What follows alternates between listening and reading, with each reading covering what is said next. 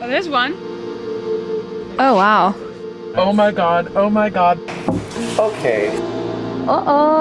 Did you really think this out? Hi. I mean, there's no rhyme or reason. It's just, I don't know. Okay, you with me? Welcome to Essential Salt for Maine Public Radio. I'm Jess Miller. One thing that's always been true about being a Mainer is appreciating the power of a good story. As we all know, a good story isn't necessarily one that's easy to listen to. It can be something hard to report or difficult to tell in a way that does everybody justice. This story we're about to hear is one of those stories. It's profound and funny and true, and it tunes directly into what matters most to the people telling it. It's one of my favorite Salt pieces of all time, and while it was recorded a while ago in 2013, its message about the importance of local news and the everyday courage of the people who bring it to you will never, ever get old. This is the story Parts of Speech from Emily Kwong.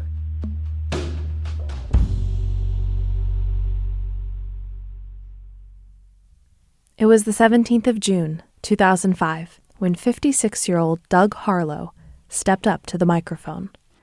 You know, this really sucks, not having a voice.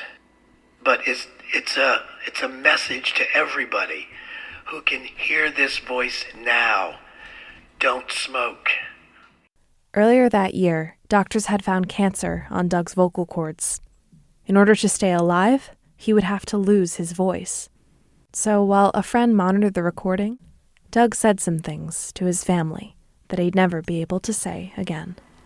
I love you, Mary Lou. Love you. Love you guys. Love you, Johnny. Love you, Georgia. Love you, Mary Lou. I love you, Mary Lou. Here, Sadie. Come on, Sadie. It's been 8 years. There's a new dog. Oakley, can you sit? Good boy, would you like to be in a radio documentary? And the throat cancer is gone. A simple yes or no will do. Doug came home from the hospital without vocal cords. That's because surgeons had removed his entire larynx, which is the organ of sound production. They cut a small hole at the base of his throat to allow him to breathe. And to speak, doctors handed him something called an electrolarynx. It was black, palm-sized, and battery-powered. I remember it being like a foreign appendage. Something that was a machine that I was supposed to be able to talk with, through. I didn't give myself any choice. You're gonna learn how to use it, and then you're gonna go back to work. And that was it. Doug is 5'11", with brown eyes. His gaze is direct. The number 13 is tattooed on his left hand, which he applied himself with pencil lead and cigarette ash. This is the hand he speaks with. There's another couple buttons for pitch, up and down, so I could trigger a lower voice. I speak in a higher voice. It's not easy to use. It's exhausting. Doug wears his electrolarynx around his neck on a black cord. He'll hold it flush against his throat, and with the push of a button, the voice box vibrates. Kind of like his vocal cords used to. Ladies and gentlemen, start your engines. It's not an unpleasant sound, but you'd never mistake it for a human voice. One of the first times Doug was out in public, he went to a Mr. Paperback bookstore. He approached a female clerk whose back was turned, and I approached her, saying, can you help me? She turned around, screamed, and ran into a back room, slammed the door shut. I said, great, I've got a lifetime of this shit. Doug rebounded quickly. He returned to work at the Morning Sentinel 5 weeks after his surgery. His colleagues wondered if he'd keep reporting or take a silent post behind the copy desk. When Doug made interview calls, sources hung up on him. They accused him of making a prank phone call. Colin Hickey sat directly across from him. And this would just drive Doug crazy because, he couldn't do his job. He couldn't get the information. And there were points where he'd ask me, can you make the call? Hey, my colleague has a mechanical voice. You've been hanging up on him. So when he calls next, just hold on and you'll get used to it. Doug kept calling, and eventually, he stopped asking Colin for help. Eventually, and I don't know if it was weeks, I don't know if it was months, but eventually, this artificial voice started to sound like Doug again. I finally learned how to use this thing and how to, throw in an inflection. These days, Doug is one of the paper's busiest reporters. He interviews cops and criminals and listens to the police scanner for activity. When he calls for information, the detectives understand his questions. Sheriff's Department Dispatch Marvel. Good afternoon, Doug Arlo calling. Hey, How's you anywhere? what, you recognize my voice? Yes, sir. Now, what do you need today? We haven't had anything much going on. Yeah, well, that's my question. I already anticipated it. Well, Good day. alright, well, that's good news. Thank you. Doug is navigating life just fine with a voice box. He can say anything he wants to, but that doesn't mean he's always heard. It's changed the way he relates to people. Even his wife of 27 years, Mary Lou. I'm still talking the way that I always spoke when he had a voice, too. So it is something that I have to try to keep in mind, even like during an argument, giving him the opportunity to argue back, because I can get louder than what he can. So that kind of stuff is real. It is what it is. Not that I ever intend to do it, but I do it. What do you do when you're not being heard? I shut up, and that's not like me. I used to be, outspoken a lot more than I am now because I cannot be heard, and if I can be heard, then I'm not gonna say it. It's frustrating at times, it makes me angry at times still. Parties or loud restaurants can get discouraging. There's a lot Doug wants to say, but he ultimately depends on technology to say it. It's the only thing I have. It's the only way that I can speak. And that's kind of weird if you slow down for a minute and think about that. When the power goes out finally and fully, when the mountain meets the sea at Armageddon, I'm not gonna have batteries. And then I will be silent. But Doug is far from silent. He's still heard because he's still here. I knew I would survive. Because the last thing I want to do is die. My kids wouldn't have had a father. My wife wouldn't have had a husband. So I chose life. And this is what it sounds like. For Salt Radio, I'm Emily Kwong.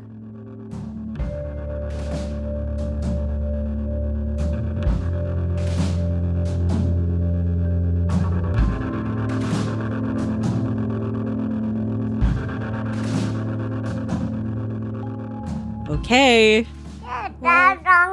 Baby on the mic. Oh, yeah. What do you think, Russ? You are listening to the sounds of Doug's grandson. His name is Russell Doug Philbrick, and he came by the studio with his mom, Georgia, to meet Emily, who joined us on Zoom. When's the last time you saw each other? Probably 12 It would have years been, ago. 2013, and we were all chatting at that wooden table by the window. Emily says the story all started with a phone call. She wanted to track down a filmmaker she'd read about in the newspaper, and she thought, why don't I call the reporter? Maybe he can help me get in touch. He picked up the phone and he said, hi, I'm Doug Harlow, but with his mechanical voice. And I was like, I really like this piece you wrote. Also, what's up with you? And he goes, you should do a story about me. I'm fascinating. Now, if you keep things tuned to Maine Public, and I know you might because you're listening to this, or maybe if you're listening to NPR all day in your home city, you might recognize Emily's name and voice. That's because she hosts the NPR science podcast Shortwave. But back in 2013, when she met Doug, she was just learning how to be a reporter. Doug changed my life. Not because of the piece. It's because I got to watch Doug do journalism. There was something about, Georgia, hanging out with your dad at the Skowhegan office of the Sentinel that it was just exciting. Like, the phones were ringing, he was taking the calls, he was making the calls, he was gathering information. It was like being a detective. And because I was hanging out with him for hours on end, I got to actually shadow a journalist. And I remember at some point in the reporting saying to him, like, what's just a personal question, what's it like to do journalism, and do you like it? And what I remember him saying was, I never get bored and I learn something new every day. And I was like, wow, that's a way to live. Doug spent his life telling stories. He reported for the Morning Sentinel for 31 years. He loved what he did. He kind of toyed around with the idea of retiring, but he loved going into the office, loved being part of the community. Sometime around his 70th birthday, though, he started not feeling well.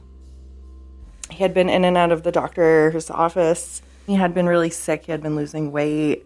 And then he was diagnosed with lung cancer. I think it was the last time I was at the house, he got a call from Dale Lancaster, who was a deputy in Somerset County. And, you know, this always gets me because he answered the phone. It was a Friday afternoon. And Dale said, Doug, I haven't heard from you in weeks. Where have you been? And Dale didn't even know that he had cancer. My dad didn't really tell that many people. And he just said, I've got lung cancer. I'm getting pretty tired. And Dale, you could just hear it in his voice. Dale was devastated. And he just said, I'm so sorry to hear that, Doug. And thank you for picking up my call today. And I'll be praying for you. And and he died not long after that. Doug passed away in 2019. He was 70 years old. One of his last big stories was the Fighting Indians. Doug's hometown of Skowhegan was the last school in Maine to use a Native American mascot. And throughout the town, there were really strong opinions about what to do. You know, he called me and he was like, I really don't know. And this one kind of stumped him. He's like, I don't know the best way to approach this because, you know, he probably had his own opinions, which how can you not? And he said that people were being really cruel to him, especially online. Doug seemed to have a philosophy that applied as much to himself as the work that he did. He said, I know people just want to be heard. People just want to be heard. Yeah.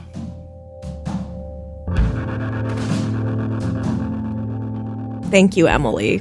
Thank you, Georgia. And thank you, Doug.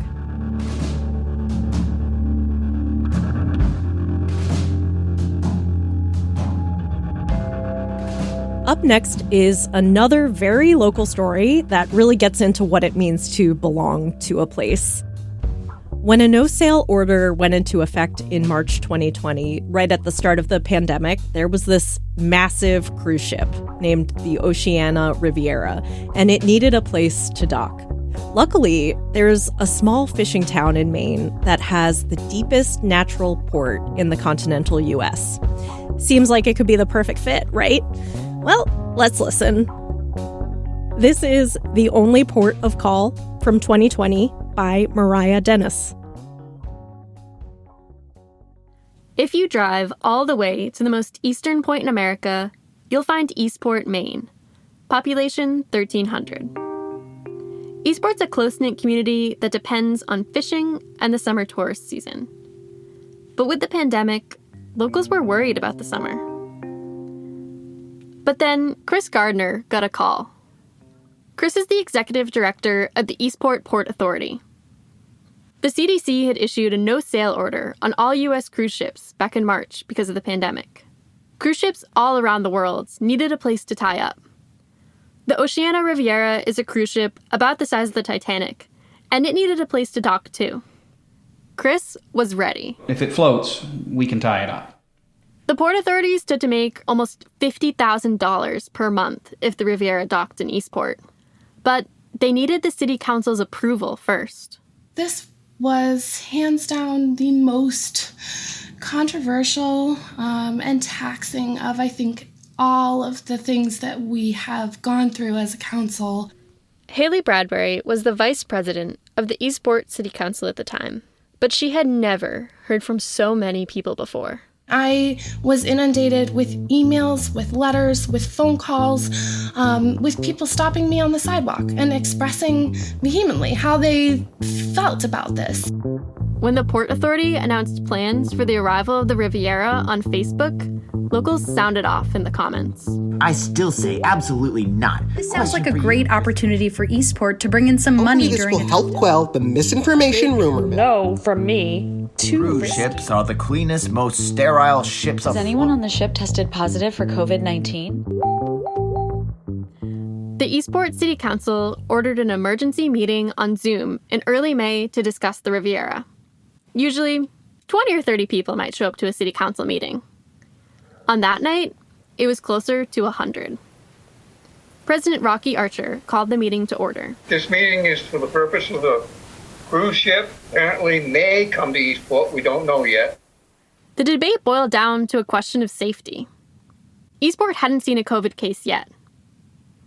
But earlier that spring, one person who'd been on the Riviera later tested positive. Locals who work in healthcare spoke up at the meeting. My main concern is that should this ship come, there's no question that it will increase the risk to the community. Although the Riviera didn't have any passengers, there was a skeleton crew of 138 people on board. They'd been on the ship since March. Here's the council president again. And as far as being airborne from the ship has pretty much been in quarantine for 40-some days. As the meeting went on, comments were blowing up the Zoom chat.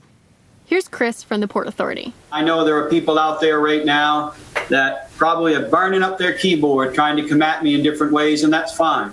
Oh, they are. By the time the meeting ended, the council still hadn't made a decision. David Oya owns a gift shop near Eastport, and he was horrified by what he heard in the city council meetings. I saw a lot of hate, like people was losing the kindness, and somehow I felt like, oh my God, we're losing a little bit of humanity.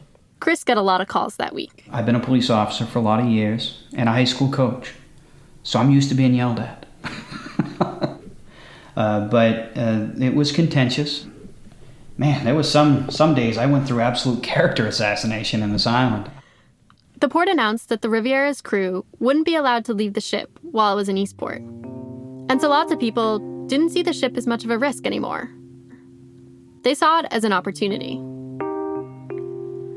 And the next week, City Council held a second meeting to vote. The final count came in 4-1. It was settled. The Riviera was coming to Eastport. On the morning the Riviera was set to arrive, people came out to see the ship dock with their own eyes. We plunked ourselves down here in a spot that would be perfect with our cups of coffee and our cameras. There were hundreds of people. Here's Chris. My Lord. I just got blown away by the sheer size of it. You know, it looked just like a boat until it started getting closer and growing and growing and growing. And then when it was here, that's when it hit me in the sense that, wow, we've never seen anything like this in Eastport, Maine. When Tania Pena first heard the Riviera would be headed to Eastport, she had to Google where Eastport was. Tania works on the Riviera in the housekeeping department. And the first thing she heard was that Eastport was worried the ship would bring in COVID. Because, in the beginning, we heard like some rumors, like that people were afraid about us to bring coronavirus in Eastport. But Tania had been isolated on the ship for weeks. She knew that the ship just needed a place to tie up. And I was like, no, we don't have coronavirus on board. We just want to stay there. She began looking for more information on Eastport and found a Facebook page called Eastport, Maine Information and News. As the Riviera approached town, she sent a message. Hi, I am crew members from Riviera. We are happy to be here. Don Dunbar is a local photographer and one of the admins of the Facebook page. He was taking photos of the Riviera as it came in, and then his phone started buzzing. They started reaching out, asking questions about Eastport. Tania and Don started messaging back and forth. And he started to ask me, how are you? How is everything on board? Are you okay? Businesses saw the impact of the Riviera almost immediately. People were coming from Calais. They were coming from Baileyville, from Machias. They were doing a day trip from Bangor. People came to see the cruise ship. So they wandered through town. They shopped in Ray's Mustard. They came on the first day the Riviera was in town, the hot dog stand sold out of hot dogs, and the diner sold out of seafood. This place was amazing. It was a tourist attraction. Let's Maine go down and Maine see the big tourists. ship. As the weeks went on, Tania and other members of the crew kept reaching out to locals on Facebook. And many people in town started to feel bad for them. Yes, it was great for the port to make money. They well needed, but they were people on that ship, that are hungry for information or any outside contact. And I think it took about 2 weeks of people saying that there's no COVID on the ship. But then people started saying, well, these poor bastards are stuck on that ship. Yeah. Literally, that's the word they use, poor bastards, People who were against the ship in the beginning, when they started thinking about it from the point of view of there's actually human beings on this ship, and we started looking at it that way, a lot of them softened their opinions. And locals and crew started to become friends. they would send pictures of the town from up there, and we'd send pictures from what they look like here, and it's just a daily conversation. The breakwater was closed off to residents while the Riviera was docked. But people walked up to the barricade and waved to the crew. The Riviera had to leave port every once in a while to desalinate water that the crew could use on board. And so one day, as the Riviera headed out, Don had an idea. I made up 2 cardboard hands, red ones with yellow happy faces on them. And I called them happy hands. So when they pulled back in the next day to port, we had also put it on Facebook to come out and welcome the ship back. There were people all along the waterfront waiting for the ship. And when it returned, the crew was shocked. And when we returned, it was such a big surprise. And we were like, uh-oh, they are really waiting for us. They made a big banner that said thank you with a heart and unfurled it over the balcony of the ship. In the end of July, the town got word that Europe was starting to open up. And so the Riviera would be headed to Italy. On one of its last days in port, Don organized a small concert for the crew. 2 musicians set up on the fish pier, which stuck out right near the stern of the Riviera. The crew came out to the back deck and danced to the music. Locals came out to watch the concert from a distance.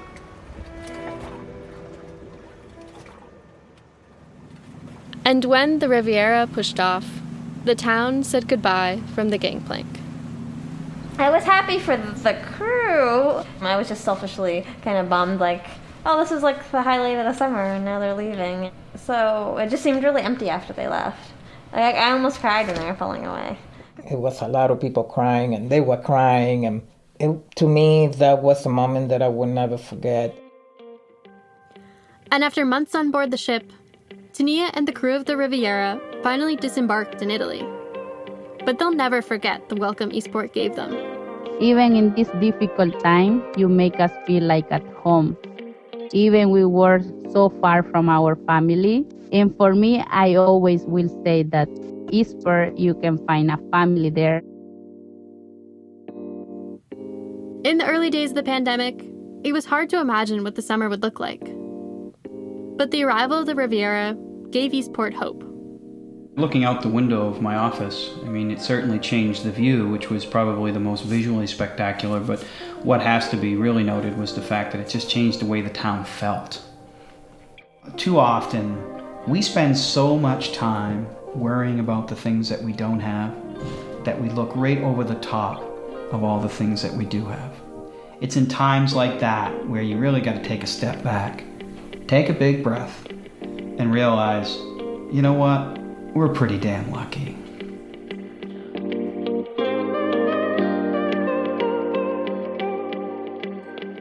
That was The Only Port of Call from Mariah Dennis.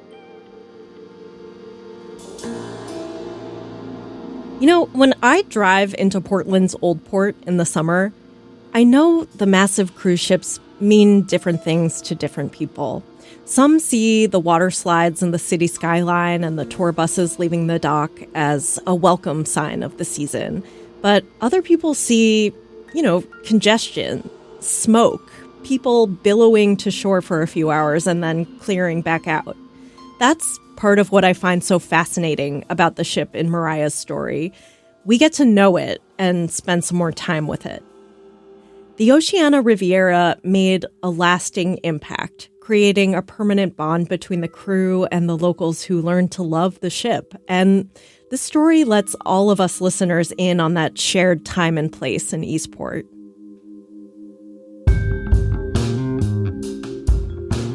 Thank you for listening.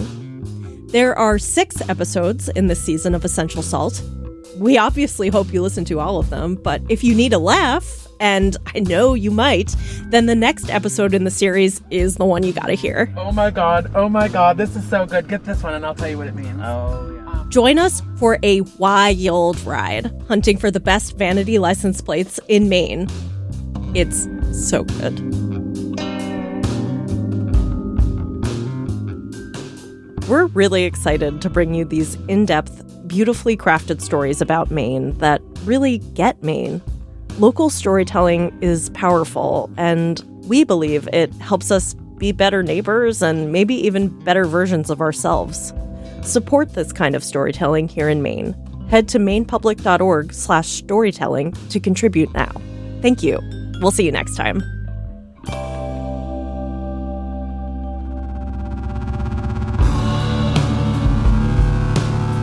I'm Jess Miller. Essential Salt is produced by Brenna Farrell, with help from Lucy Santerre. Thanks to Isaac Hestenbaum at Salt. Thanks also to Theo Balcom. Our executive producer is Susan Tran. Audio mixing by Stephen Jackson. Essential Salt features original music composed by Q-Shop. You can find more music for storytelling at cue-shop.co. Support for Essential Salt comes from St. Mary's Health System in Lewiston, growing and evolving to best serve the needs of the community since 1888.